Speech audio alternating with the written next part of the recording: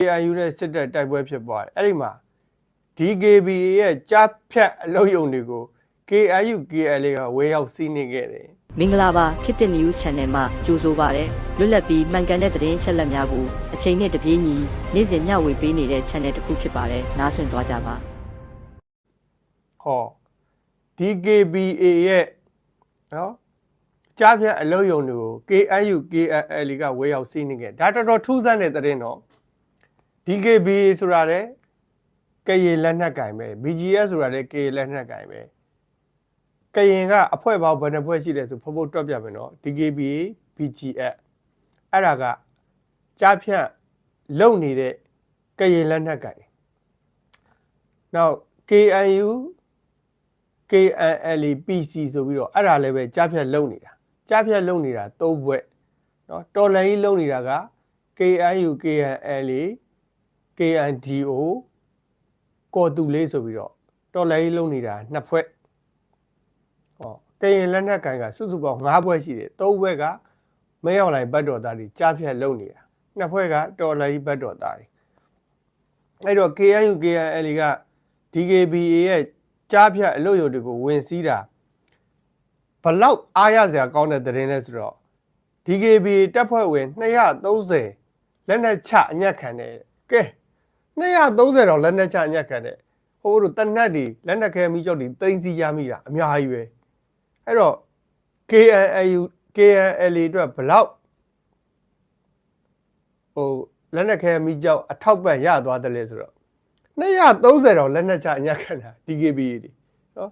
ကြားဖြတ်အလို့ရုံမှာအလုပ်လုပ်နေတဲ့ DKBA တပ်ဖွဲ့ဝင်230တော့လက်နက်ချအညက်ခံရတယ်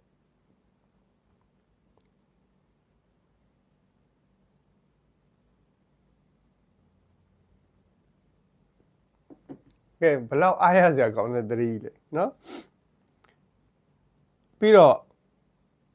အဲ့ဒီ DKBA ထိန်းချုပ်ထားတဲ့ကြားဖြတ်အလုပ်ရုံမှာလူ2000ကျော်ကိုချုပ်နှောင်ထားတယ်ကဲဟိုတို့ BGS နဲ့ DKBA က social media ပေါ်မှာတက်လိမ့်တာကြားဖြတ်ကိုသူတို့မသိပါဘူးတဲ့သူတို့ကမြေပဲငှားတာပါတဲ့ဘာမှမသိပါဘူးတဲ့ကွန်ပျူတာအရှိမဘာထိုင်လုပ်နေတယ်ဆိုတာသူတို့မသိပါဘူးတဲ့ကဲအခု KNU KLA က DKBA ရဲ့ကြားဖြတ်ကိုဝင်စီးတာကြားဖြတ်အလို့ရုံမှာလူပေါင်း2000ကျော်နိုင်ငံပေါင်းစုံကနော်နိုင်ငံပေါင်းစုံကလူပေါင်း2000ကျော်ကိုချုပ်နှောင်ထားတယ်ကဲနိုင်ငံပေါင်းစုံကလူပေါင်း2000ကျော်ကိုချုပ်နှောင်ထားတယ်အဲ့ဒါတက်သေးနှစ်တကူကလက်ပူးလက်ကြမိတာနော်ဘိုးတို့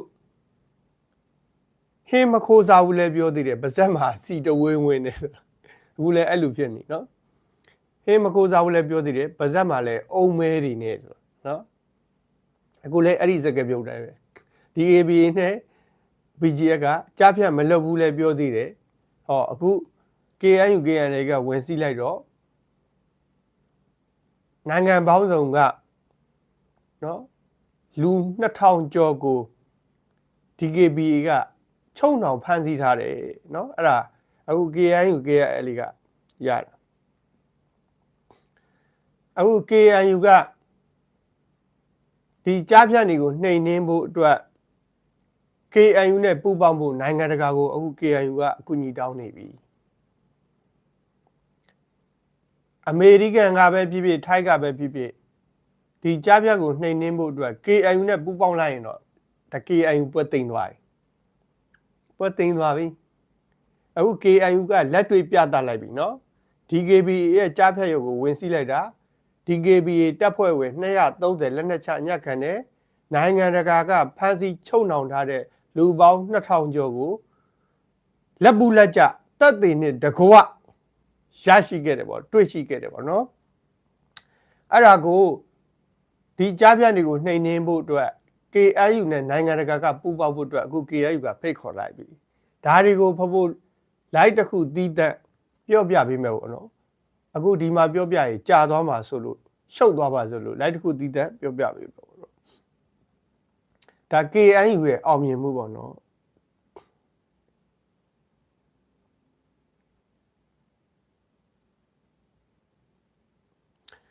အခုထိုင်းအဲ့ဒီ2000ကျော်တဲကမှထိုင်းနိုင်ငံသား36ဦးကိုထိုင်းအစိုးရကိုလွှဲပြောင်းပေးလိုက်တယ်နော်ဒါ KIU KIL ကလက်တွေ့လက်ပူးလက်ကြဖမ်းနိုင်ခဲ့ပြီပေါ့နော်ကြားဖြတ်နေကိုလက်ပူးလက်ကြဖမ်းနိုင်ခဲ့ပြီတကယ်ကြားဖြတ်လောက်တဲ့ခေါင်းဆောင်တွေက DKBA နဲ့ BGF ပေါ့နော်အခုထိုင်းနိုင်ငံသား36ယောက်ကိုထိုင်းအာဏာပိုင်တွေလက်ထဲကိုထိုင်းအစိုးရရဲ့လက်ထဲကို KIU KIL လည်းပြတ်အပ်လိုက်ပြီပေါ့နော်သူတို့ဖမ်းဆီးချုံထောင်ထားတဲ့နိုင်ငံသားပေါင်းဟာ2000ကျော်ရှိတယ်ပေါ့နော်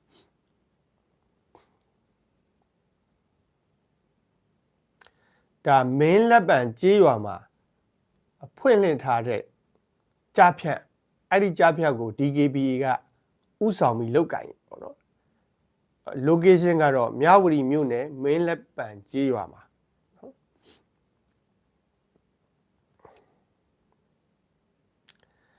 အဲ့ဒီမှာကြားဖြတ်မှာလိန်လည်နေတဲ့ဖက်လက်ပိုင်းနိုင်ငံသားတယောက်ကို KNL ကစစ်မေးတာနော်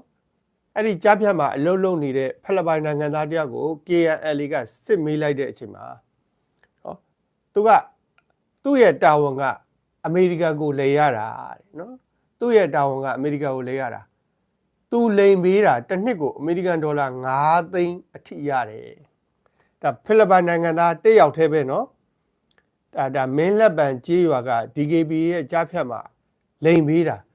သူ့ရဲ့တာဝန်ကအမေရိကန်ကိုလိန်ပေးရတာနော်တစ်နှစ်ကိုသူလိန်လို့ရတဲ့အမေရိကန်ဒေါ်လာ9သိန်းရှိတယ်ကဲသူတယောက်တည်းလိန်လို့ရတဲ့အမေရိကန်ဒေါ်လာ9သိန်းဆိုရင်ဘိုးဘို့တို့စဉ်းစားကြည့်ကဘာကြီးတစ်ခုလုံးကလိန်နဲ့ငွေဟာဘယ်လောက်များသလဲဆိုတာတယောက်တည်းလိန်လို့ရတဲ့ငွေတော့အမေရိကန်ဒေါ်လာ9သိန်းရှိတယ်ဒါတွေကိုဘုတ်တတိတသက်ပြောပြပေးမယ်ပေါ့နော်ဒါကြောင့်ကြားဖြတ်နေကိုနှိမ်နှင်းမှုအတွက် KIU နဲ့ပူးပေါင်းဖို့လိုတယ် UNG နဲ့ပူးပေါင်းဖို့လိုတယ်ပေါ့နော် KIU နဲ့လည်းပူးပေါင်းဖို့လိုတယ် UNG နဲ့လည်းပူးပေါင်းဖို့လိုတယ်နောက်တစ်ခုကခလေးမျိုးနယ်နော်စကိုင်းတိုင်းပေါ့စကိုင်းတိုင်းခလေးမျိုးနယ်ချင်းပြည်နယ်တီးတိမ်မျိုးနယ်တို့မှာအချမ်းဖတ်စစ်ကြောင်းကိုဘိုးဘို့တို့တော်လိုင်းသမားတွေကခြေမုံတိုက်ခိုက်တာအချမ်းဖတ်စစ်သား50ကျော်တော့ပြေဆုံးတယ်ဘလောက်မိုက်လိုက်တယ်တဲ့လေဟမ်နော်စကိုင်းတိုင်းခလေးမျိုးနယ်နဲ့ချီးပြည်နယ်တီးတိမ်မျိုးနယ်မှာအချမ်းဖတ်စစ်ကြောင်းကိုတော်လိုင်းသမားတွေကခြေမုံတိုက်ခိုက်တာအချမ်းဖတ်စစ်သား50ကျော်တော့ပြေဆုံးတယ်စစ်တုပ်ပန်းနေလက်နက်ခဲမီးကြောက်တွေအများကြီးကိုလည်းသိသိရရှိခဲ့တယ်ရှယ်ပဲဗျာကြီးရှုနေတဲ့300ကျော်မင်္ဂလာပါဘိုးတို့ပြည်သူတွေသိကျင်တဲ့သတင်းတွေကိုလည်းဖုတ်ကိုမေးမြန်းလို့ရပါတယ်ကွန်မန့်မှာနော်ပြောလို့ရပါတယ်ပေါ့နော်ကွန်မန့်မှာပြောလို့ရပါတယ်ဖုတ်သိကျင်တဲ့သတင်းတွေကိုဖုတ်ထုတ်လွှင့်ပေးမယ်ပေါ့နော်အားလုံးပဲမင်္ဂလာပါကြီးရှု366ယောက်မင်္ဂလာပါကဲစကိုင်းတိုင်းနဲ့ချစ်ပြည်နယ်မှာအကြမ်းမဲ့စစ်သားတွေနော်တင်ချိုင်ကုန်းကြီးလူဖြစ်နေပြီတင်ချိုင်ကုန်းကြီးလူဖြစ်နေပြီ50ကျော်တော့သိဆုံးတယ်စစ်တုပ်ပတ်တဲ့လက်လက်ခဲပြီးကြောက်တွေအများကြီးကိုသိသိရရှိတယ်ဖိုးဖိုးတို့တော်လက်ကြီးကလက်သုံးချောင်းထောက်ပြီးဘာမှမရှိဘူးလीနော်အဲ့ဘာမှမရှိဘဲနဲ့စခဲ့တဲ့တော်လက်ကြီးကအခုချစ်ပြည်နယ်မှာလည်းအကြမ်းမဲ့စစ်သားတွေအတိုးရုပ်သေးတယ်ဟောရခိုင်ပြည်နယ်မှာလည်းအတိုးရုပ်သေးတယ်အတိုင်းတိုင်းအပြည်နယ်မှာလည်းပဲအတိုးရုပ်သေးတယ်နဲတာမဟုတ်ဟမ် DKBA ဥဆောင်နေတဲ့မြဝတီမြို့နယ်မင်းလက်ပံကျေးရွာမှာရှိတဲ့ကြားဖြတ်အလုပ်ရုံမှာဆိုရင် DKBA တပ်သား300ကျော်လက်နက်ချအညက်ခံတယ်ကဲအဲ့ဒါတော်လှန်ရေးဘလောက်အောင်မြင်တယ်အဲ့ဒါကိုပဲတော်လှန်ရေးရှုံးမှာကိုဘိုးတို့မိဘပြည်သူတွေကစိုးရိမ်နေသေးတယ်လက်သုံးချောင်းထောင်ပြီးတော့စခဲ့တာဘာမှမရှိဘူးဘာမှမရှိပဲစခဲ့တာဒီကနေ့နော်ဥဒ္ဒရာသီရိကိုတော့ရောက်နေပြီးတော့ဥဒ္ဒရာသီရိကိုရောက်နေပြီရန်ကုန်ကိုရောက်နေပြီမိထ္ထီလာကိုရောက်နေပြီဟမ်ပေါ်သေးသေးမဟုတ်ဘူးတနိုင်ငံလုံးအကြမ်းဖက်စစ်သားတွေတင်ញံကုန်းလို့ဖြစ်နေပြီသူတို့မှာစစ်သားတော်မရှိလို့ ပေါ်တာဆွဲရတဲ့အနေထားအဲ့ဒါကိုတော်လှန်ရေးရှုံးမယ်လို့စိုးရိမ်နေသူကရှိသေးတယ်ဘာကိုကြည့်ပြီးတော်လှန်ရေးရှုံးမယ်လို့စိုးရိမ်တာတော့ဟမ်2021တော့ကဖဖိုးတို့ပဲခံခဲ့ရတာလေဖဖိုးတို့ဘာမှမတော်လှန်ခဲ့နိုင်ဘူးဖဖိုးတို့ကလက်နဲ့လည်းမရှိဘူးခဲရမိကြောက်လည်းမရှိဘူး2021တစ်နှစ်လို့ဖဖိုးတို့ခံခဲ့ရတာဟော2022မှာတော်လှန်ရေးကပျောက်ကြားစနစ်နဲ့တိုက်ခိုက်နိုင်လာပြီဟော2023ကျတော့အဆင့်မြင့်လာပြီမျိုးတွေစကတ်တွေသိမ်းနိုင်ပြီဟော2024ကျတော့ဘိုးအဆင့်မြင့်လာပြီအခုသိမ်းကြတာမျိုးပေါင်း60ကျော်တယ်2024အဆင့်မြင့်လာ2025ဘိုးအဆင့်မြင့်လာပြီအခုနေပြီးတော့ဥဒ္ဒရာသီတိတော်ရောက်နေပြီရန်ကုန်ရောက်နေပြီမန္တလေးရောက်နေပြီမိထ္ထီလာရောက်နေပြီဟမ်အဲ့ဒါ2025ခဲတဖြည်းဖြည်းဘဘတို့ဒေါ်လာကြီးကအနောက်ဆုတ်သွားတာမဟုတ်ဘူးပို့ပြီးအစ်စ်မြင့်လာတာပို့ပြီးအစ်စ်မြင့်လာတာဘဘမဟုတ်တန်းတရားမပြောဘူးနော်အဲ့ဒါကိုဘဘတို့ဒေါ်လာကြီးကိုရှုံးမှာကိုစိတ်ပူနေတဲ့ပြည်သူတွေကရှိသေးတယ်ဘာလို့စိတ်ပူတာတော့ဒီလောက်ဘဘတို့ဒေါ်လာကြီးကအောင်မြင်နေတာကြီးကိုနော်ကျေးဇူးသူ900ကျော်မင်္ဂလာပါဗျာဒီလောက်ဘဘတို့ဒေါ်လာကြီးကတကယ်ကိုအောင်မြင်ပြီးတော့အဖက်ဖက်မှာနော်စကန်နေသိမ့်မြို့တွေသိမ့်အခုထိုင်းမြန်မာနယ်စပ်ကမောတောင်မြို့ကိုသိမ့်သွားပြီအဲ့ဒီမောတောင်မြို့ဆိုတာဘလောက်ဘုန်းတို့အစင်တန်းမြင့်တယ်လေထိုင်းမြန်မာနယ်စပ်ကုံသွေးနယ်စပ်ဂိတ်ရှိတယ်ကုံသွေးနယ်စပ်ဂိတ်ရှိတယ်အဲ့ဒီထိုင်းမြန်မာနယ်စပ်ကုံသွေးနယ်စပ်ဂိတ်ရှိတယ်အစင်မြင့်တဲ့မြို့ကိုဘဘတို့တော်လိုက်သွားတွေကသိတာခဲ့တာဟမ်ဘာမှမရှိတဲ့ဘဝကနေမြို့တွေကိုသိမ့်စခန်းတွေကိုသိမ့်နေဟိုးဘလောက်ဘိုးတို့တော်လှန်ရေးကလေးစားစရာကောင်းတယ်ဘိုးတို့တော်လှန်ရေးသမားတွေလေ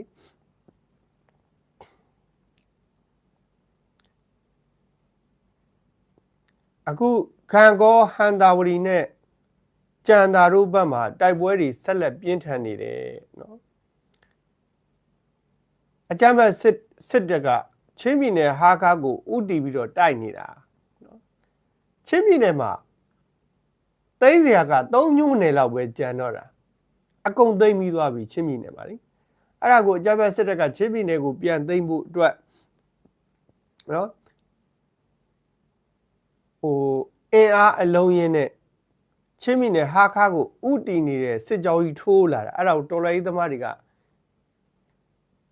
ခုခံခြေမုံးတာ50ကျော်သေဆုံးတယ်စစ်တုပ်ပန်းတွေကလည်းအများကြီးလက်နက်ခဲမိကြောက်တွေကလည်းအများကြီး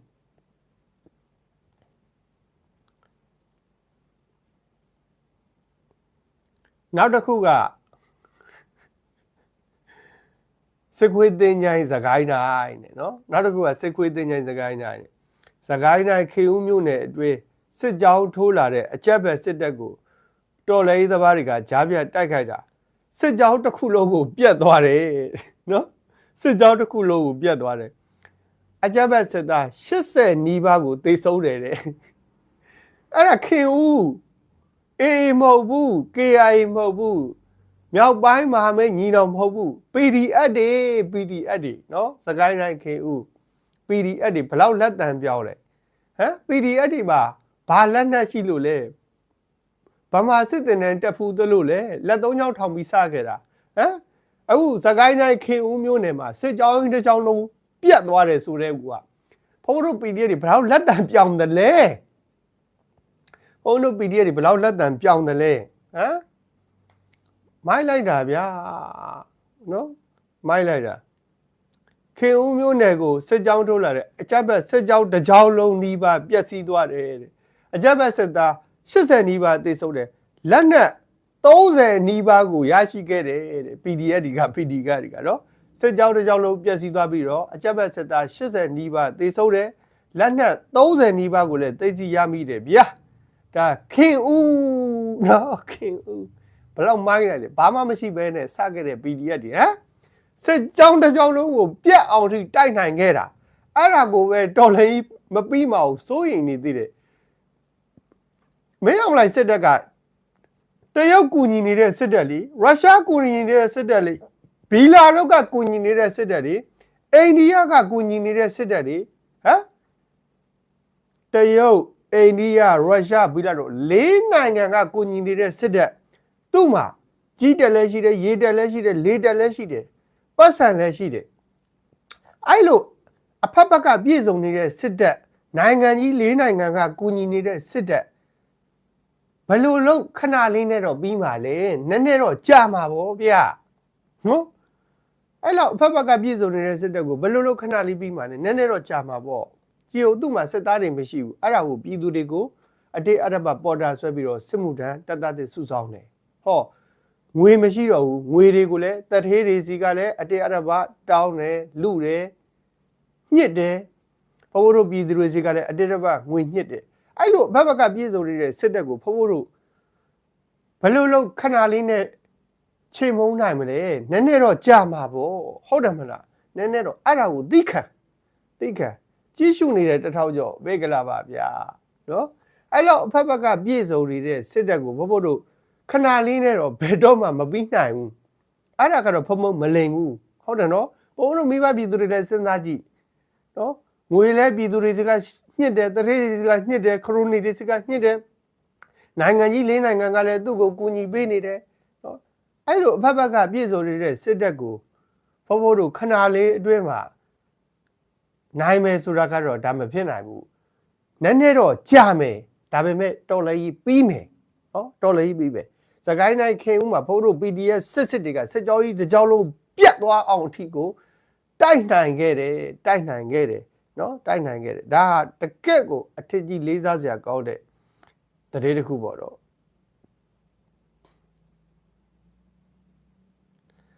နောက်တစ်ခုက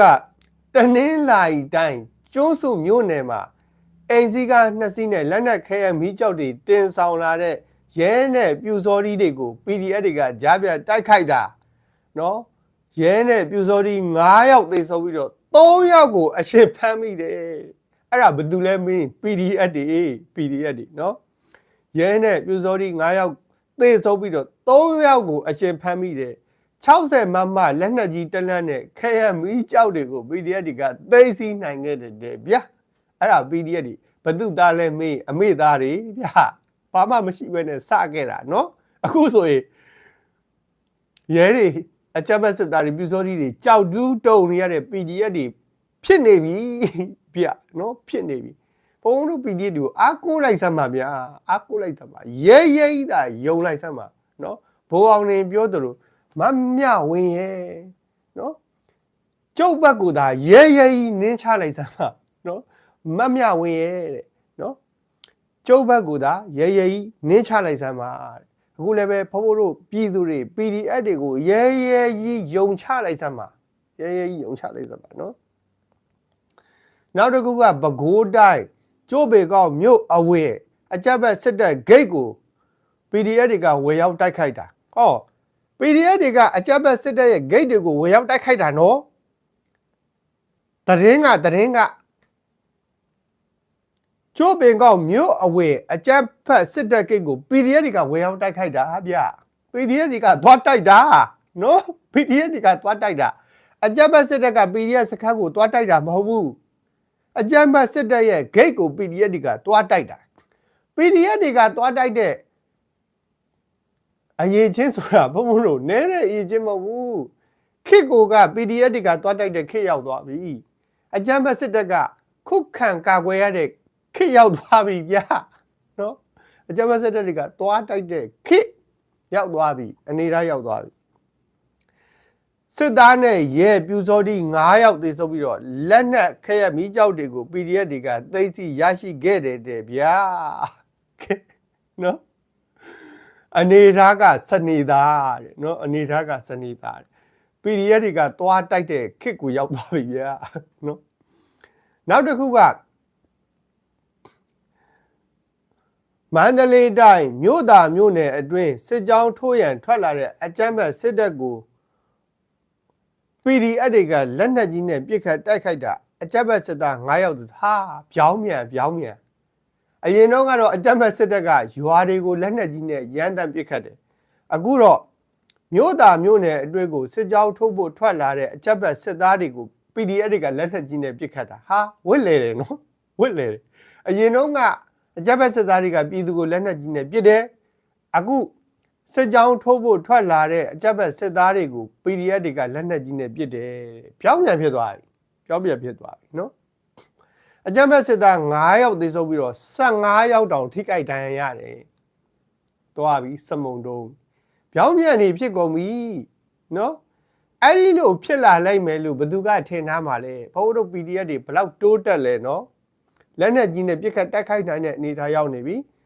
အဲ့ဒါကိုအကြမ်းဖက်စစ်သား9ယောက်သေဆုံးပြီးတော့15ယောက်ထိခိုက်ဒဏ်ရာရတယ်နောက်မကွေးတိုင်းပေါက်မြို့နယ်နဲ့မြိုင်မြို့နယ်အဆက်မှာဆက်တက်လေးစီးတစ်စီးပြတ်ကျခဲ့တယ်နော်ဆက်တက်လေးစီးတစ်စီးပြတ်ကျခဲ့တယ်အဲ့ဒီပြတ်ကျခဲ့တဲ့ဆက်တက်လေးစီးကိုအကြမ်းဖက်စစ်သားတွေကနော်စစ်ကြောင်းထိုးလာတာပေါ့နော်အဲ့ဒီဆက်တက်လေးစီးတစ်စီးပြတ်ကျခဲ့တဲ့နေရာကိုအကြမ်းဖက်စစ်သားတွေကသူတို့လူကိုလာကယ်တာပေါ့ဗျာစစ်ကြောင်းထိုးလာတာပေါ့အဲ့ဒါကို PDF တွေနဲ့အဲ့ဒီလာကယ်တဲ့အကြမ်းဖက်စစ်တပ်နဲ့တိုက်ပွဲဖြစ်တာအကြမ်းဖက်စစ်သား4ယောက်သေဆုံးသွားတယ်ဗျာနော်စစ်မှုထမ်းတပ်သားသစ်3ယောက်ကလည်း PDF တွေစီမှာလက်နက်ချအလင်းဝင်နေကဲနော်ဘလောက်ကောင်းလဲတစ်ချက်ကုတ်3ချက်ပြက်နော်တစ်ချက်ခုတ်တာ3ချက်ပြက်တယ်ပေါက်နဲ့မြိုင်အဆက်မှာအကြမ်းဖက်စစ်တပ်ရဲ့စက်တက်လေဒီတစ်စီးပြတ်ကြတယ်အဲ့ဒီပြတ်ကြတဲ့စက်တက်လေဒီကိုအကြမ်းဖက်စစ်တပ်ကလာကဲတာလာကောက်တာပေါ့ဗျာနော်သူတို့တိတ်ခါကြမှာဆိုလို့အဲ့ဒီစက်တက်လေဒီကိုသူတို့လာကဲတာလာကောက်တာပေါ့အဲ့ဒီချိန်မှာ PDF တွေနဲ့တိုက်ပွဲဖြစ်တယ်စက်တက်လေဒီစီပြတ်ကျသွားတယ်ပေါ့နော်အဲ့ဒါကိုသူတို့လာကဲတယ်လာကောက်တယ် PDF တွေနဲ့တိုက်ပွဲဖြစ်တယ်အကြမ်းဖက်စစ်သား4ယောက်သေတယ်ဟောအဲ့တော့တစ်ချက်ကို2ချက်ရှိသွားပြီနော်နောက်တစ်ခုကစစ်မှုထမ်းတပ်သားတွေ3ယောက်က PDF တွေစီမှာလက်နက်ချအလင်းဝင်နေဆိုတော့တစ်ချက်ကို3ချက်ပြက်စက်တက်လေဒီတစ်စီလဲပြက်တယ်အကြမ်းဖက်စစ်သား4ယောက်လဲသေတယ်စစ်မှုထမ်းတပ်သားတွေ3ယောက်လဲပဲလက်နက်ချအညက်ခံနေဆိုတော့တစ်ချက်ခုတ်3ချက်ပြက်ဗျာဘလောက်မိုက်လဲနော်တစ်ချက်ခုတ်3ချက်ပြက်ဗျနော်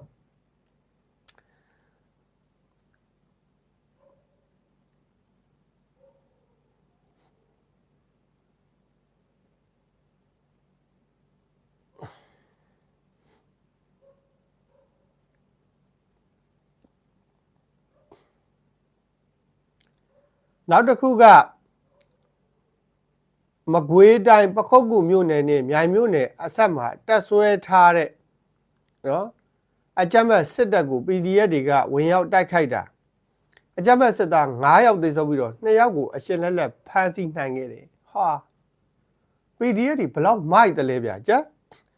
မကွေးတိုင်းပခုတ်ကူမြို့နယ်နဲ့မြိုင်မြို့နယ်အဆက်မှာရှိတဲ့နော်တက်ဆွဲထားတဲ့အကြမ်းဖက်စစ်ကြောင်းကိုPDF တွေကတိုက်ခိုက်တာတက်ဆွဲထားတဲ့စစ်ကြောင်းကို PDF တွေကတွားတိုက်တာနော် PDF တွေကိုသူတို့ကလာတိုက်တာမဟုတ်ဘူးနော်ပခုတ်ကူနဲ့မြိုင်နယ်စပ်မှာတက်ဆွဲထားတဲ့အကြမ်းဖက်စစ်ကြောင်းကို PDF တွေကတွားတိုက်တာ PDF တွေကိုသူတို့ကလာတိုက်တာမဟုတ် PDF တွေကတွားတိုက်တာအကြမ်းဖက်စစ်သား9ယောက်သေဆုံးပြီးတော့2ယောက်ကိုအရှင်လက်လက်ဖမ်းဆီးနိုင်ခဲ့တယ်နော်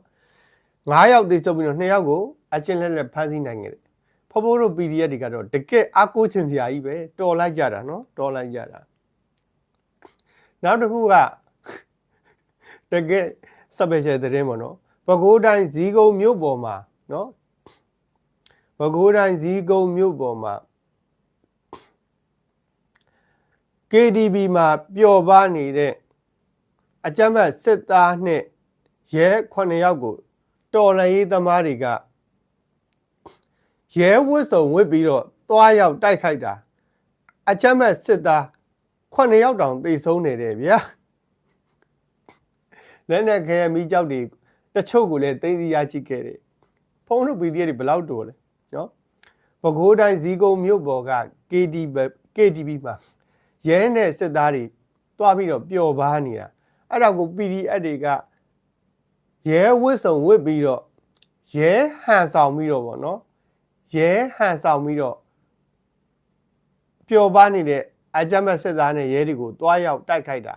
9ယောက်တောင်သေသွားတယ်မိုက်လိုက်တာဗျာမိုက်လိုက်တာလက်နဲ့ခဲမီကြောက်တွေကိုလည်းသိသိနိုင်ခဲ့ဘုံဘုံတို့ PDF တွေတိတ်တော်တာ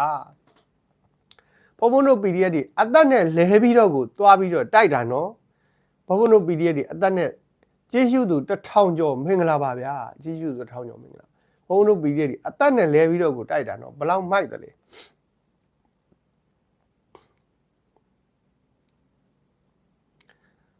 နောက်တစ်ခုကပဲခူးတိုင်းဇီးကုန်းမြို့ရန်ကုန်ပြည်ကားလမ်းနဘေးမှာရှိတဲ့ကောင်းကင်ဘုံလို့ခေါ်တဲ့ KTV မှာပြူစောဒီအဖွဲ့တွေက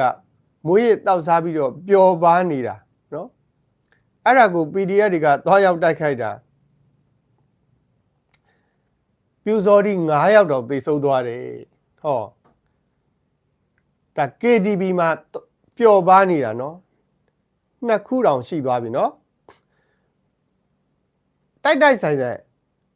ပဲခူးတိုင်းဇီးကုန်းမြို့ပေါ်မှာ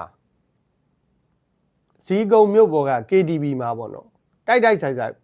ပဲခူးတိုင်းဇီးကုန်းမြို့ပေါ်က KTV မှာရဲနဲ့စစ်သားတွေကပျော်ပါနေတာအဲ့ဒါကို PDF တွေကတွားရောက်တိုက်ခတ်တာ9ယောက်သေတယ်နော်နောက်တစ်ခုကလည်းပဲပဲခူးတိုင်းဇီးကုန်းမြို့ပေါ်ကကောင်းကင်ဘုံလို့ခေါ်တဲ့ KTV မှာပဲပြူစောတိတွေမူရတောက်စားပျော်ပါနေတာကို PDF တွေကတွားရောက်တိုက်ခတ်တာ9ယောက်သေတယ်အဲ့တော့ KTV မှာပဲပြူစောတိရဲစစ်သားဘယ်နှယောက်သေလဲဆိုတော့12ယောက်သေတယ်အဲ့ဒါပဲခူးတိုင်းဇီးကုန်းမြို့ပေါ်မှာနော်